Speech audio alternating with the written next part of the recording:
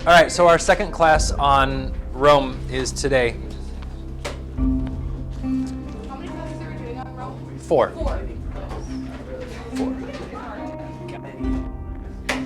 So what we've already looked at is the development of this early Roman style, this basically Etruscan, right?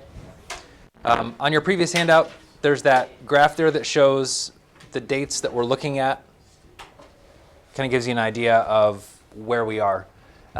Most of what we're going to be looking at today is not super early. It's not 509 BC era. It's in the 200s to 100 BC. That's when Roman statuary really starts to hit its high water mark. We're also going to be looking at wall art, so frescoes, paintings. We're also going to be looking at mosaics today. Then what we're going to do next class is we're going to look at architecture. And then the fourth class is going to be kind of Roman civic planning, how the Romans basically built an empire. It is tangentially related to art history, but it's going to have a lot of influence in what we're going to be looking at later as well. So we need to look at a couple definitions, and we've talked about some of these definitions in passing as we've been going through. But the first thing we need to do is look at this idea of realism versus stylization. So when we say that something is, yeah, it's called a helicopter. No, but they're like dispatching over it. Oh, nice. What's that? Like they're looking at the speaker. Oh, they're looking for someone? Oh, yeah, it's a blue car. Nice. Can we watch? Nice. No. Looking for Mr. Lee. Yeah. Trying to find me. Okay, so we can look at art as basically on a continuum between realism and stylization, or art that is realistic or stylized. And we're going to be using these terms all throughout art history. It can be when we're referring to statuary. It can be when we're referring to paintings, so 3D, 2D. It can be when we're talking about mosaics. It can be really any form of art. Architecture, not really. Architecture is just going to be structural, but there can be realistic or stylized elements to it. So when we say stylization, we mean the process of editing or modifying art compared to its model in order to achieve a different purpose than simply representing the model. So we have two sections here. One is statuary, one is two-dimensional art. And you can see all the way on the left is realism, all the way on the right is stylization. It just kind of makes sense. If it looks less and less like the thing that you are intending to model, or less and less like the model, then that's more and more stylized. Yeah? Is that one on the far right top corner, the statue? Is that supposed to be a person? Yeah, it's a face. So there's one eye, there's the nose, tiny little mouth you can barely see. That's supposed to be like hair in the background. That's like the form of the face. So it's very much stylized. Just because something is stylized doesn't mean it's modern or ancient or anything. It just means stylized, right? So we have a Roman statue here. We have an early Greek statue here. We have a modern sculpture here. Doesn't really make a difference when we're talking about. This is in the Northern Renaissance. This is medieval. This is modern. Is that supposed to be a human too? No, that's not a human. But it does depict things, but it doesn't really depict a person. So that's stylization. What is that supposed to depict? Nothing in particular, sort of nature. You'll learn about him next year. That's Mondrian. Seniors, we talked about him already. Okay. The urinal guy? No, that was Duchamp. Yeah. All right, so realism. So stylization, we know what stylization is. What is realism? Realism strives to depict things as they actually exist without concern for a cultural concept of beauty. Okay? So if you do a realistic statue or a realistic painting, whatever the person looks like, you're going to strive to depict that as close as possible. Okay? Naturalism, oftentimes people will use the term naturalism. Oh, that looks very natural. In art history, that's not really a good term, because in art history, naturalism means it has more to do with nature. So we say that that's a naturalistic painting. Well, it means it has a lot of organic materials in it, plants and trees and animals and that kind of stuff. So you can use the term natural, but really the proper term is stylized. Okay? So somewhere along this, somewhere in here, and usually right in between realism on one end and purely stylized on the other end, is idealized. Idealized, it is stylization. Okay? So idealization is, you're not exactly depicting something that is realistic. You're going to stylize it a bit. But the important difference between idealization and just pure stylization is idealization attempts to realize a mental conception of beauty or a standard of perfection, and added something to that, or add right on there saying something about, according to culture or religious norms. Right? So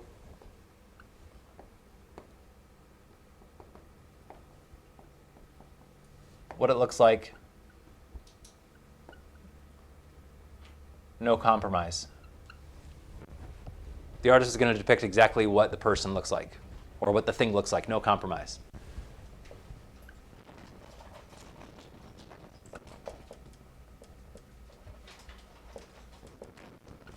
Looks very different.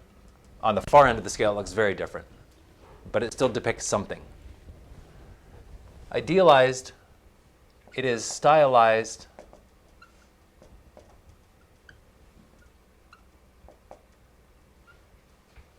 cultural. Good morning, teachers and students. Teachers, if you can just lock your doors momentarily, and I'll let you know when it's okay to open them. Thanks. Hooray! You're locked in with me. Okay. So idealize means, it is. It is. So idealize means that we are stylizing something for a purpose. Okay? So in Egyptian art, give me an example of idealized and give me an example of realistic or realism. We've already studied. Would realism be the statues that they made for the pharaohs? Not the like the ones where they're standing like this and their feet are kind of like that. Not necessarily. That would be more idealized. What about the statue of Nefertiti, the bust? Realism. Yep. Yeah. The Sphinx be stylistic? Yes. Stylized. Yeah. Idealized. Right. So it's still depicting someone, but what are they doing? They're idealizing something. They're changing the way that the thing looks, or the person looks, or whatever looks, in order to fit a religious context. So what about like the Greeks and like how they try to make the perfect person? Realism, but also idealized. Because they're kind of like changing it to the sense of making them the perfect person. Yes. But it's real because that's kind of what they look like. Yeah. So they're very realistic. They're more realistic than the Egyptian ones, but they're stylizing it because it's basically. So here would be an example. Right. This is a French ruler. This is Napoleon Bonaparte. Right. Apparently he was not a very handsome guy. He had a very large nose, and he had this big bump on his nose on the left. So that's realistic. That's realism. The artist there is saying, I'm going to depict Napoleon exactly how he looks. I'm going to be truthful to the point of, even if he's ugly or even if he's not happy with the end result, I'm going to show him how he is. This other painting, it's more idealized, right? Napoleon wants to conform to these standards of handsomeness or attractiveness or beauty. And so he's going to say, hey, shave down my nose a little bit. Bless you. Instagram filters. Idealization, right? You're trying to conform yourself to a perception of beauty, and you're not being honest I shouldn't say honest, but you're photoshopping yourself, right? You're putting a filter on yourself, right? That's idealization. You're trying to conform to this societal, cultural norm of what beauty looks like.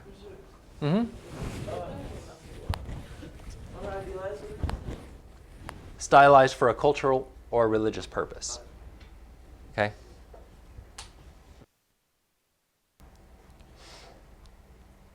So, idealism is somewhere in between. And we're going to talk about this statue a little bit more. So would you consider that realism? It's idealism. Is it? Yep.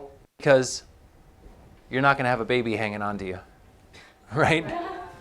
So there's reasons why he was depicted like this, right? He's depicted like this, so he may very well have looked exactly like this. Okay. We don't know. So this part, Who is that? huh? Who is that? This is a Roman leader, right? This is, I think, Augustus Caesar. But what are they doing here? What is the artist doing here? He's adding this, what we would call a cherub, but this was a Greek and Roman gods had this idea that the gods were surrounded by all these tiny little infants, little like demigods, small gods, right? And so he's showing himself as a great leader. He's wearing the military garb. That's all very realistic. He actually wore military garb like this. But they're adding in this little cherub to show what? That he is God-like, right? To draw this connection between the gods of Greek and Roman mythology to an actual living person, right? So they're idealizing him with this statue. Most artwork with people, depicting people, are idealized in some form or another, right? Even your school pictures. You can add a little, hey, an extra $5 for touching up your photos. That's idealism, right? Okay, so that's stylization, realism, and idealism. And again, idealism is stylization, but for the purposes of fitting into a certain cultural norm or a religious norm. We're going to see this all the time in Catholic art, right? Saints, depictions of our Lord, depictions of Our Lady are going to be very much idealized. Did they actually look like this? No, probably not. But we're going to conform these figures, these religious figures, and God himself to our conception of what God should look like. Okay, so since the fact is we don't know what they look like really, We're put it into putting the sense of- we're putting our own cultural ideas onto these figures, right? So that's what makes it idealized. Yep. A couple other definitions we need to look at. We've already seen some of these things. Narrative art. So narrative art is any art that tells a story. And I think we talked about this maybe in the first class or the second class. It's any art that tells a story. Okay? And the reason I bring this up now is we're going to start to see narrative art come around here in the Roman period. This is Japanese Heian period. This is about 1100 AD. And this is just telling a story. A rich man giving a rice ball to a monk. Right? It tells a story. The artist is telling us something that happened. Right? Rich man. This is the rich man, and he's giving it to the... That's a rice bowl?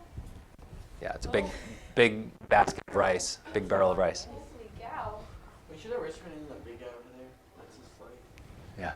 I'd love that. Now, narrative art can be realistic. It can be idealized, right? So these are not definitions that are exclusive of each other, right? We can have narrative art that's idealized. We can have narrative art that's realistic, etc. But decorative art is art that is made purely or almost mostly for aesthetics. Here's an example of decorative art. Is this really telling a story? It's like grammar work. Not really, right? It's not really telling a story. You can impose a story onto it, and maybe the artist is trying to tell a story of love, but even then, he's not saying, well, these two people went down this. He's not giving a depiction of something that happened, right? It is, I'm going to give you the impression of love. I'm going to give you the feeling of love or of romance. It's getting across an emotion. This is more what we call decorative art. Decorative art is also used as a term to describe things, and we've already talked about this, things that are functional, that we decorate. So for example, example, the dolphin frescoes in the Palace of Knossos. That would be considered decorative art. It's functional. The walls are functional, but it is decorated, right? It doesn't really tell a story. Another... Hi, teachers and students. This is Mrs. Graves. You can unlock your doors now. Thank you. Okay, so decorative art, we also use the term decorative art to describe things that are made for a functional purpose but are decorated. So they're made to look nicer than they need to be, right? So we have, you know, a coffee mug that has paint on it. This is decorative art, right? It's still mostly functional. I wouldn't consider this a piece of art, but it is decorative, right?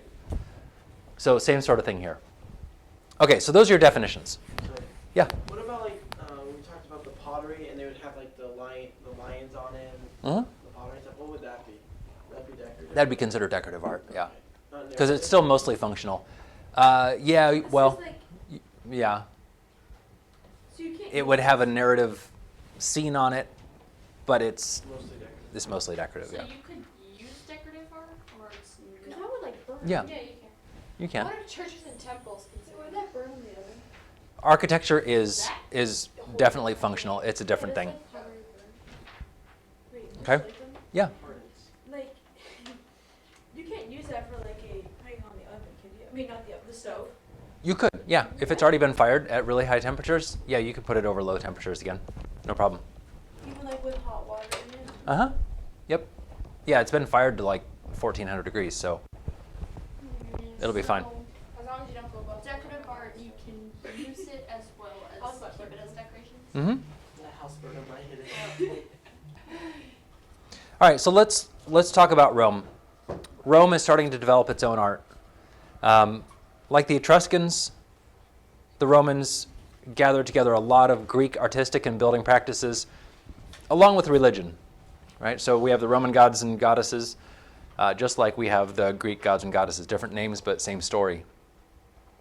Roman Greece, they were aware of each other for centuries before Rome finally conquered Corinth and Greece in 146. So about 146, we have this total conquering of Greece by Rome. The soldiers, just like in any war, the soldiers are going to bring back these Greek artworks. And they would have known about the Greek artworks ahead of time anyway, because there was a lot of trading and there was a lot of assimilation between the two. Greek culture is going to become very, very popular among the locals in Rome. So we have the Etruscans who have started to do some of their own artwork, but then the Romans are really going to be looking at the Etruscans, they're going to be looking at the Greeks, and they're going to say, we like all this stuff, let's just make this all Roman, let's copy and let's continue to do what they've been doing. So Rome doesn't really develop its own style in a sense, especially in terms of building. What they're going to do is they're going to take what the Greeks have already done and they're going to improve upon it in certain ways. But they were innovators, as we know. They created their own language. They developed more practical architecture than their predecessors, and obviously civic planning, which we'll look at in class 4.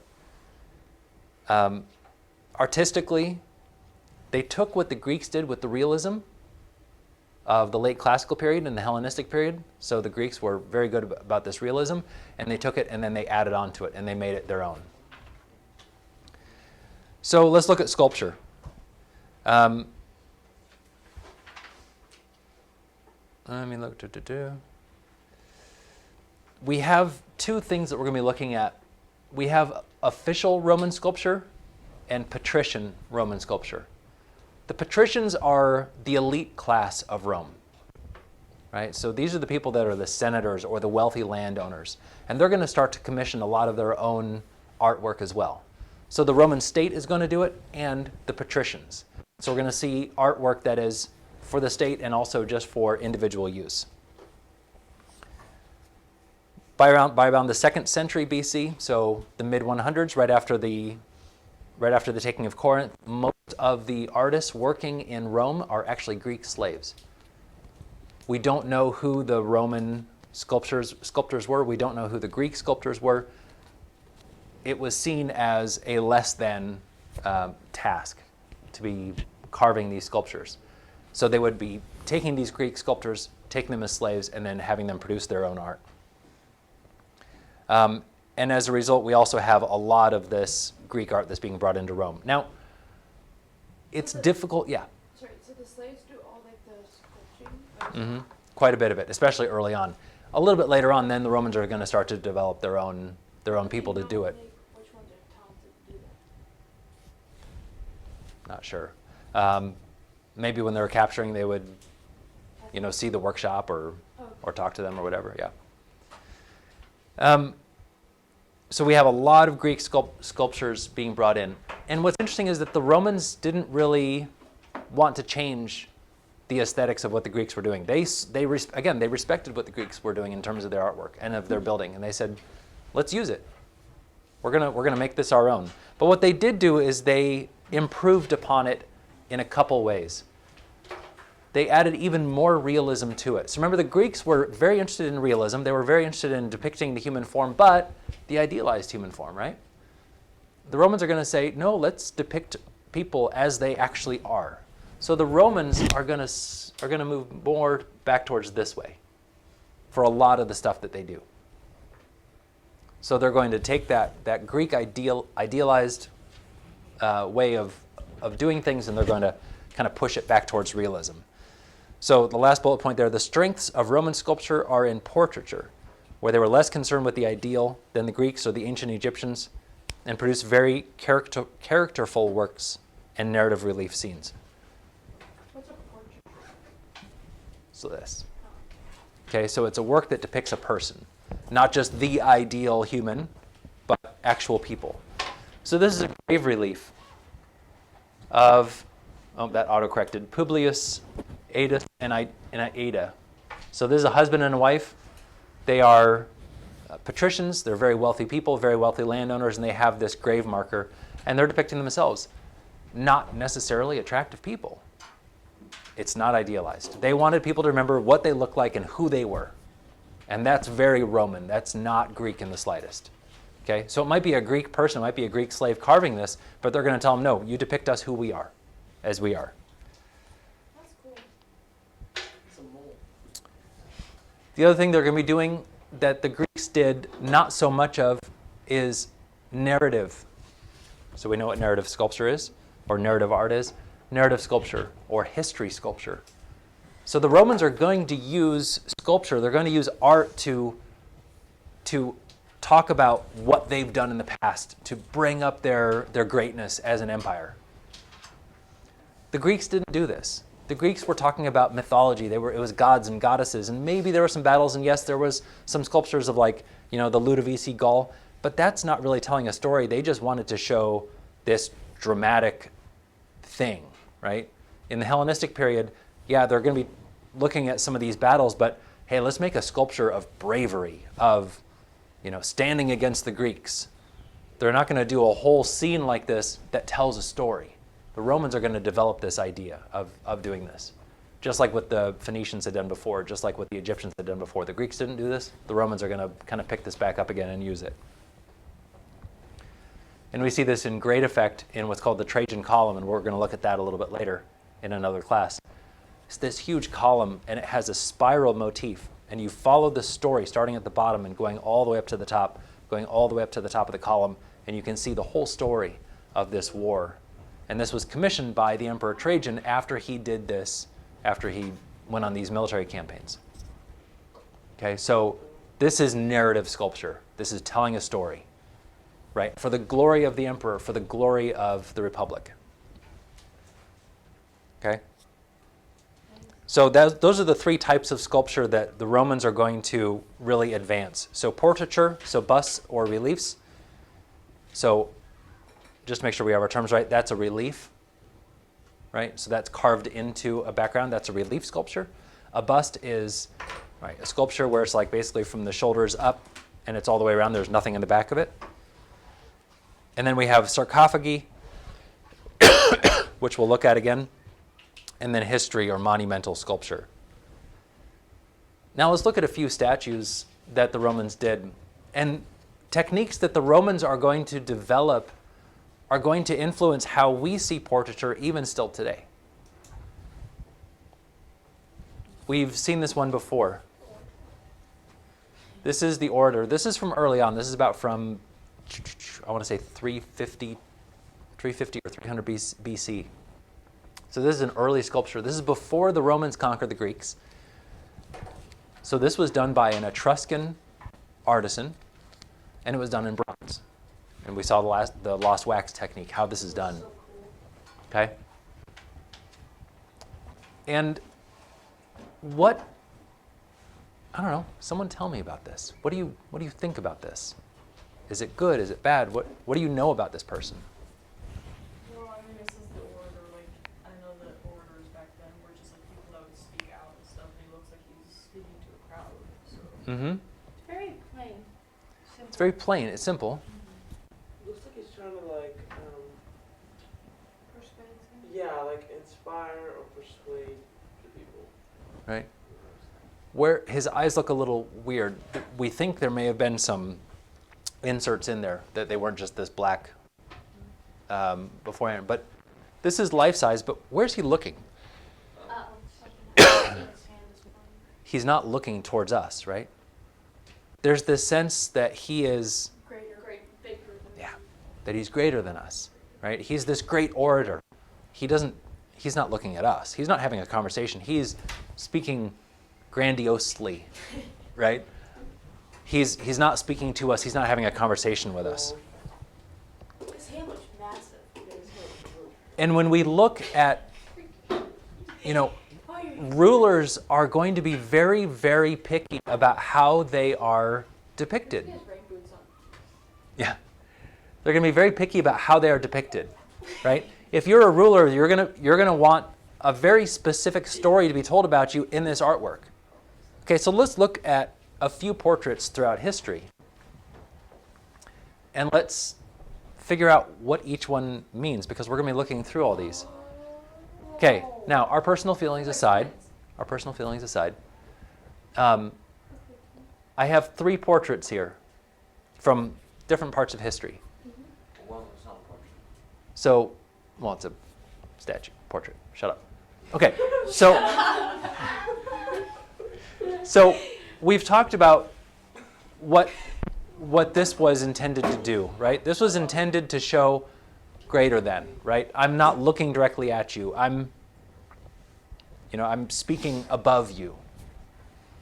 What about the portrait of Obama? What do you, again, personal feelings aside, let's just talk about what is this portrait saying? What does he want it to depict when you look at it? Rachel. I mean, he's not like standing above you, sitting down, he's looking at you, like he's making eye contact with you. Yes. Like, he's trying to He's for the people. Yeah. Tony? Yeah, I like familiarity. Yeah. Like, just kind of casual. He looks like His suit powerful looks with like so his cool. suit is legit. That is like the stern I need face. you to walk with me. He's stern, but he's looking at you, right? He's leaning in towards you, It's not edge of the right? chair. If you're sitting down and you're talking to someone and they're leaning into you, what does that show? They're interested in you, right? Who's But, so interested in her? what does this mean? I don't care. Not necessarily. He's reserved. He's reserved. He's holding a little bit back, right?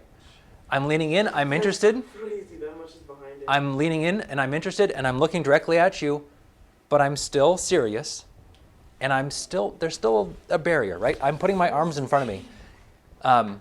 Look up body language sometime, right? There's this whole science, there's this whole study of body language. What does it mean when you cross your arms? It means you're putting a barrier in front of you. If you get defensive, what do? You cross your arms. You lean back a little bit, right? You close yourself off. If you're open and talking to someone like this, you're open, you're vulnerable. We do this without thinking about it, right? Crossing your legs, doing all these different things, touching your face, those are all different things that we do unconsciously without thinking about it. But this was very conscious. They absolutely planned every bit of this out, right? He's on a simple chair, he's not on a throne, right? They painted him so well. It's a very good painting. It's very, very well done. The suit's insane. Okay, His forehead looks like bricks, though. There's like bricks in there. The wrinkles. now let's talk about Pope St. Pius X in this photo, right? Again, Nice hat. one's a statue, one's a painting, one's a photo. It doesn't matter. We're looking at what does the person, what does the leader intend for us to think about when we're looking at this portrait? What does he want us to think about? He looks like concerned, sort of. Mm-hmm. Like kind of compassionate. He's open. Does he want us to feel like he's approachable, No. Not really. It's kind of stern. He's stern. He's looking away from you, right? He's looking off. He's not looking directly at the camera. He's not looking right towards us. Why? Because the Pope is above us, right? He doesn't look directly at us. He's looking away from us a little bit. But yet he's still being kind, right? He's still giving us the blessing, right? So in a lot of ways, these two are a lot more similar than this one is with either one of them, right? But each one is telling a story. Each one is projecting a story. Look at some portraits. Look at some portraits, especially of leaders, and really look at them. And you'll be amazed to go, oh, this is what they want me to think about when I'm looking at this. And you know what? It happens without you realizing it, right? When you look at it, you don't really consider it, but you do get that feeling. But once you start to dive into it, you go, that's why I'm feeling this way when I look at this. So And the I, people that did Obama, they purposely did every single gesture or pose 100%. the way that he was Yep. feeling. Yep, 100%. This was all planned. Oh my gosh. Yep. A lot of thought goes into these. A lot of thought. I know. Everything is so loose. Okay?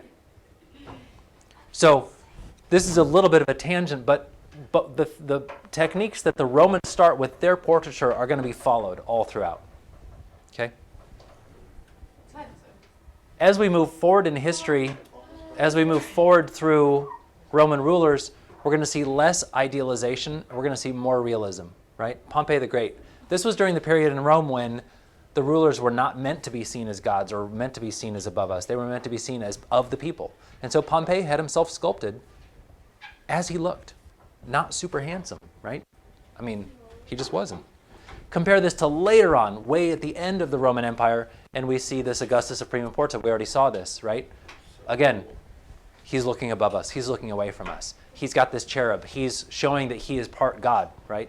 That's not going to be happening in the early days of the Republic with Pompey. We're going to be seeing that in the later days when the rulers are going to, again, become more emperors and less republican. Did they get that idea, like, did that come from the Greeks, the idea that we should be... I think it was just a natural progression of power, just wanting more and more power. Kind of like how the presidency today is a lot more powerful than it was in the early founding. Same sort of thing. Maybe supposed to depict like we're lower than him, like which one? No, that was a depiction. So these tiny figures of babies, of infants, would be kind of swirling around like cherubs, right? Showing that they're heavenly, showing that they're part of this God. Would there have been more babies around them? No, this was it. All right, so let's move to painting. We have lots of examples of Roman sculpture in total contrast to Roman painting. Most of it was very widely practiced. There was a lot of painting, but a lot of it has been lost. And a couple things that we see here, but they did do a couple innovations that are worth looking at. They started to practice what's called atmospheric perspective. Seniors, what is atmospheric perspective? Like depth? Depth in using what? The horizon somehow? Using like nature? No. It's Getting littler and littler from the back. no. This color. Blue? This guy. That's sky. We talked about this. You never said it was about color. I did. In the background of the Mona Lisa, it's blues and greens and purples. Why? That atmosphere, the background, the sky. It's the atmosphere, No, it's more rich. right? So there's two kinds of perspective, and we'll study this more in a little bit. We'll study this more later. So there's linear perspective. Linear perspective is when you're standing and you're looking down railroad tracks, right? And there's a vanishing point, right? All the lines are going to go that way, right? That's called linear perspective, where all the lines, all the geometry is going to go towards one vanishing point, or sometimes two vanishing points, right? Then there's called atmospheric perspective. Atmospheric perspective is the details in the background are going to get fuzzier and faded, and usually more blues and purples as things are further back, right? That's because of the atmosphere. That's because of things, dust and air and, whatever. Look at you go to the Grand Canyon, colors are very vibrant up front, and then the colors get more and more muted as you look back, right? That's called atmospheric perspective. And the Romans figured this out. So this is the first use of what we call atmospheric perspective. They also did what's called linear perspective, but it wasn't very good. It wasn't very good at all. So ignore the broken window the irons in the broken window. But with atmospheric perspective, if you have a cube, right, and you have a vanishing point back here, your lines, mathematically, all your vertical lines are going to line up to this point, right? All the vertical lines are going to line up, or the horizontal lines, depending on what you're looking at, right? It's like you're kind of in the elevator lift going up. Yeah. Sort of. But these lines don't match. So look at the angle of this line, and look at the angle of that line. Doesn't match. Wait, is this supposed to be a room with a painting in it? Yeah, this is a room with a painting. So is that the ground or is that like nothing? Right here? Yeah. Yeah, that's just the ground. Wait, is this the whole thing a painting or is this an actual room? This is a room. So these are the walls. Here's the walls. Here's the ceiling. Oh, so the walls are really long. Yeah. And then the walls are back here. But the perspective is not as good, right? It's not going to be until the late Middle Ages, early Gothic period when they're going to be able to figure out atmosphere or linear perspective very well. So there was a lot of painting. It wasn't great, but it was, they were getting a little bit better and better. Remember we did mosaics next? All right, mosaics. Mosaics are so fun. We should do They're ahead. Mosaics had been used in the past. It wasn't just the Romans who did it. It was basically, we see flooring with these pebbles, with these stones, even in the Bronze Age.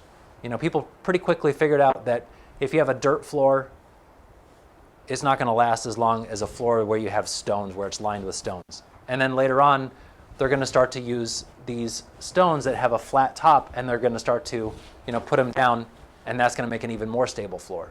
And then they're like, well, let's take different colored stones and let's make some colors out of them. So this is from Minoa. So Minoan mosaics existed, but the Romans are going to take this and really run with it. Is that still around? There was just another mosaic that was an ancient Roman mosaic that was discovered just like a month ago in Syria.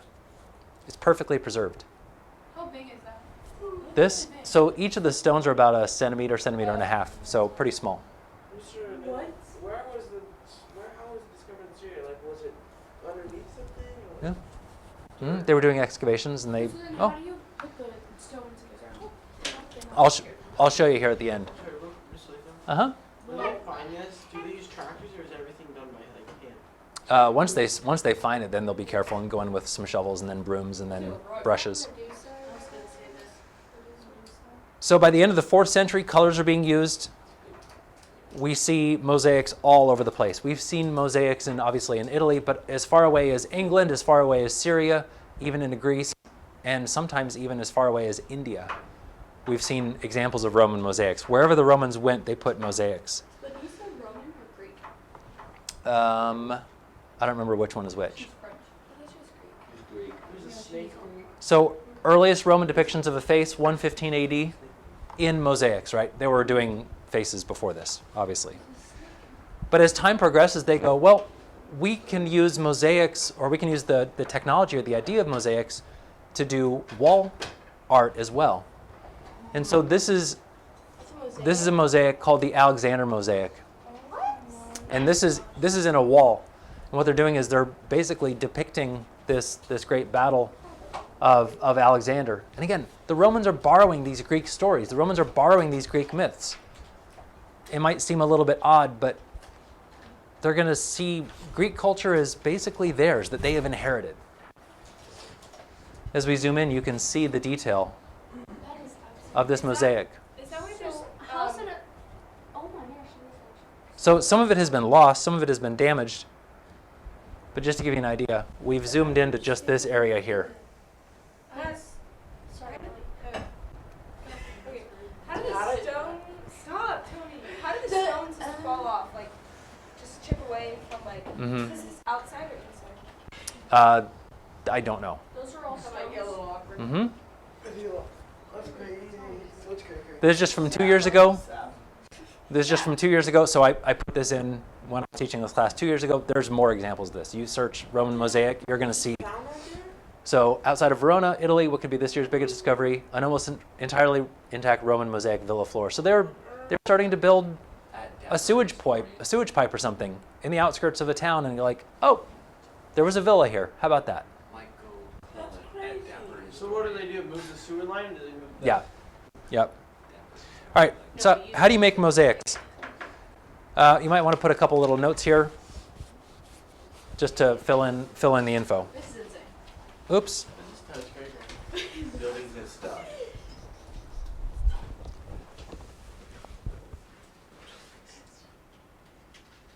That's right. Radical. I was about to say that. So red. So I'm going to skip forward a little bit. Every mosaic starts with a solid foundation. So this is talking about how they're starting with this foundation, Describe the large ideal stones at the foundation bottom, as being made of and then 4 they're layers. eventually going to be building up first one with called, layers of cement and smaller stones. Was And this is just to created create a good foundation just with for the mosaic, because it's going to be a floor, right? And solid to a thickness of 9 inches. They're just doing it with a clear on side so you top can of see. the rudus, it's called nucleus. Is that like plaster? It's cement. Was an even finer layer of mortar. Okay, so now they're using a a mix finer created layer of with, mortar, and this is what lime they're going to be and, setting the stuff into. Powder of brick. Here, our artist marks the area on the setting bed that will become the head of the giraffe. Ancient artisans would have used a sharp instrument to incise guidelines into the mortar as they planned their mosaic, using string, nails, compasses, and calipers to help lay out their plans. Next, he uses pigments of various colors to designate where the figure in the background will appear. As he fills in the mosaic, these colors will guide his selection of tesserae. The pigment won't show in the final mosaic. To cut tesserae from raw materials, So the tesserae are artists use a basically hammer the and a stones. chisel-like Tessera, blade set singular, into a block. tesserae, plural. With the hammer, it's possible to cut very thick pieces of marble like this one with not a lot of force. In experienced hands, these tools can quickly and accurately produce tesserae of exactly the desired size and shape, even from fragile materials like glass. So they would use stone, different colored As the stone, artist lays glass. the tesserae into the setting bed, he carefully chooses sizes and shapes. So the to fit mortar's the still subject. wet, so he can With push it a down lot in, of right? practice, just rotating the piece in my hand, I'm able to tell the size, the shape, and to choose the size I'm gonna place without looking. Smaller tesserae are used for more detailed areas. He chooses materials and colors to fill in the background, and others to outline the figure. So if Finally, you're the experienced, you surface can of go the really mosaic fast is with leveled this. by grinding the tesserae to an even height. The pumice So he's making it all stone, very smooth, it's a so very you can walk on soft, it. and light material, which can make the top of the mosaic very smooth and even. So he was recreating this. This is an ancient Roman one. He's just recreating it, showing you how it's done. Now, sometimes they would put some grout in between. Sometimes not. Sometimes just the normal wear and tear of dirt and so on. But these are longer pieces, so it's not just flat stones like this that are, embedded in the cement. They're, I'm exaggerating, but there are longer stones like this that are embedded in the mortar. So they're not going to move, right? It's not all of a sudden going to chip off. It's pretty easy, or it's going to be pretty stable. So even after centuries of being buried or walking on, it's still there. Especially if you have multiple of them right next to each other, right? You're not going to have room for these things to move around as much. So they're very, very stable. And of course, because the colors are inherent in the stone, it doesn't fade either. It's just part of the stone. So you just do just like you're doing a fresco, you just do sections at a time. So are they, Maybe. What's that, Maria? are they still making these like this day? Oh yeah. Yep. You sure could. We're gonna go mosaic making.